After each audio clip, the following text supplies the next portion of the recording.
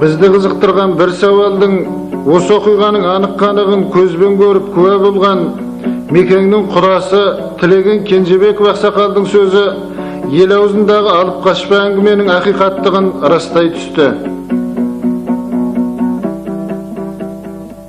Неде осы адам баласы жақсы көрген істі әрлігін айтқан ғой. Мына кісінің қасиет жөнінде бір фактын айтып берейін сіздердің мына нелеріңнің уақыттарын қалай екенін біліп жатқаным жоқ. 81 жылдың күзінде Қоңырат дейтін жерде отыр. Осы кісі балдар жасаңдау кезең еді. Мына қайтқан кемпір өгінде шопан бұл кісі. Соның мен бір өгінде енді осында Татьяновтың главный жасақ болып жүрген уақытым. Шофырымыз екеуміз осында түстің уақытында бетке келдік. Мен ішкен жегенімді алған қонағасымды айтайын деп жатқаным жоқ. Содан мына Мекең бір қосын сойып тастады. Тыңдамай түстің уақыты еді. Шай ішейін деп жатқанымызда бір газик машина келді. Үйдің айнала бартында тұра қалды. Тұрсақ, мен өзім көрмеген кісім еді. Бұл Тұқымбай дейтін кісі екен. Жаңағы екеуінде де қасиет бар адам ғой. Біз енді ана кісінің атағы бұрындап шығырмыз. Мына кісінің мен енді дәлме-дәл екеуінің бірге екі кісінің бір сайыс келгенін айтайын деп отқанда. Келді үйдің артында мына осы мына Мекең тігіп тұрған ағашының мына жағында бір 100 метрге жетпейтін жерде бір екі ақтас тұр екен. Соның түбіне келді, дұға жасады, жаңасы келді. Үйге келді. Ассалаумағалейкум, бола ма? Болады, әбден болады. Шай ішіп, әңгімені қысқарта берейін. Өгінде енді жасыратыным жоқ. Сөзді тек артық дәл көріністі айтайын деп отқаным бір шөлме арақ тұр екен. Соны алдыда бізді өгінде ішетін кезіміз ғой шырағым енді. Бұзды, соны енді осы дастарханның басына қойды. Кім болғанда бұл Тұқымбай кісі болып шықты. Шопыр екеуі екен. Сосын ал мынаны алуға бола ма? Тұқа мына тап келіп қалды. Мына қалай деп ол сұрамады, мен сұрадым. Мекең сұрамады.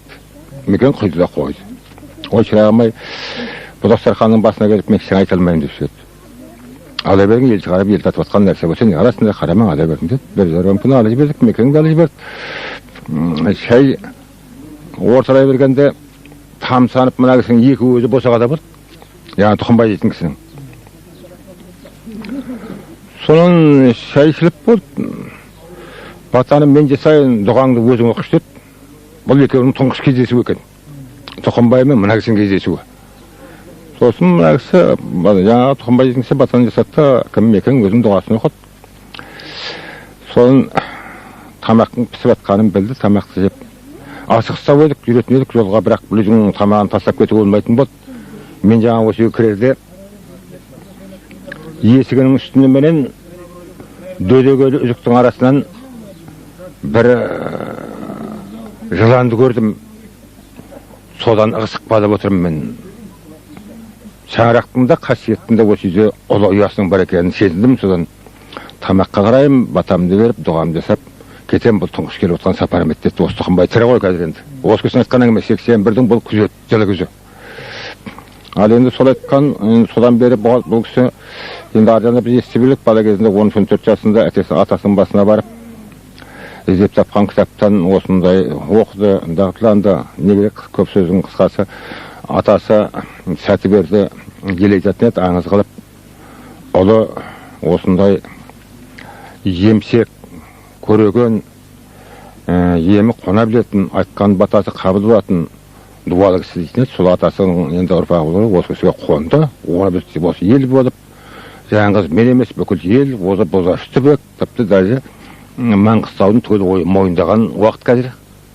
Бұл кісінің қазір дамылсыз күні жасайды. Мен өз арабасым, қазайкім де, өзім де 2 жылдан бері ауырып осы кісіден жақсы болдым. Сонымен бірге бір 3-4 немеремді алып бердім, қысылып атқан.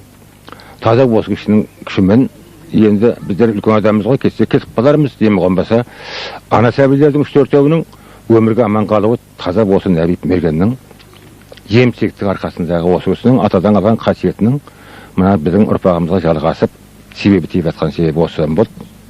Біз енді ел болып бұл кісіге әлгі жоғары жақтан оқып, атақ беріп, куәлік береді дейді. Ел мойындап, біз ел болып осы кісіге атағын алдақшан бердік.